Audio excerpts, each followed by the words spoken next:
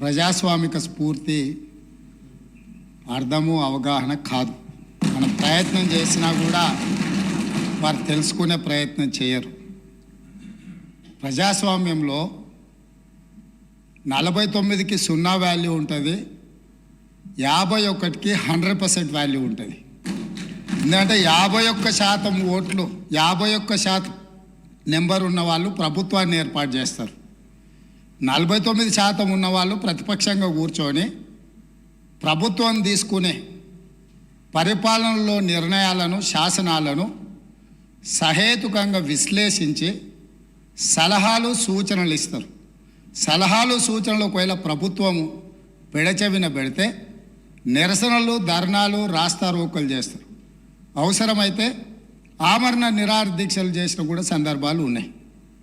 ఆ స్పిరిట్ను తీసుకోవాలి తప్ప వాళ్ళు 64 ఉన్నారు, మేము 39 మంది ఉన్నాం, మేము అచ్చోసిన ఆంబోతుల్లాకున్నాం, మేము పోడియంలోకి వచ్చి కుస్తీలు కొట్లాడతాం, ఈ రకమైన భాష వారి గౌరవానికి కానీ ఈ సభను నడిపించుకోవడానికి కానీ సహకరించదు.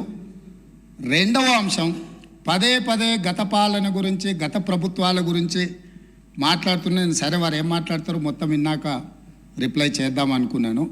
కాకపోతే నా రిప్లై కోసం వారు తహతహలాడుతున్నారు.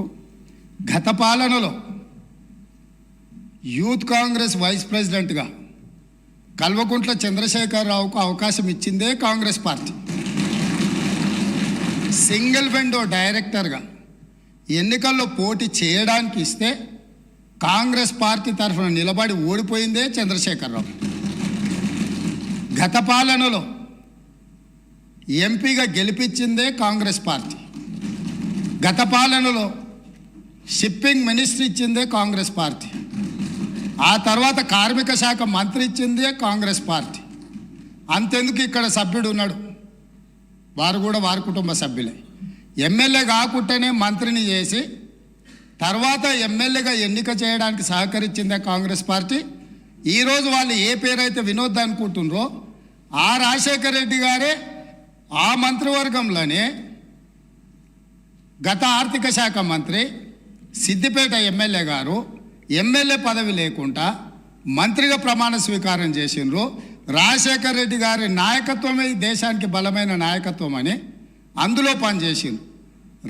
మూడవది, పోతిరెడ్డిపాడు పొక్క పెద్దది చేసినప్పుడు కీర్తిశేషులు నాయన్ నరసింహారెడ్డి గారు కడప జిల్లా ఇన్ఛార్జ్ మినిస్టర్.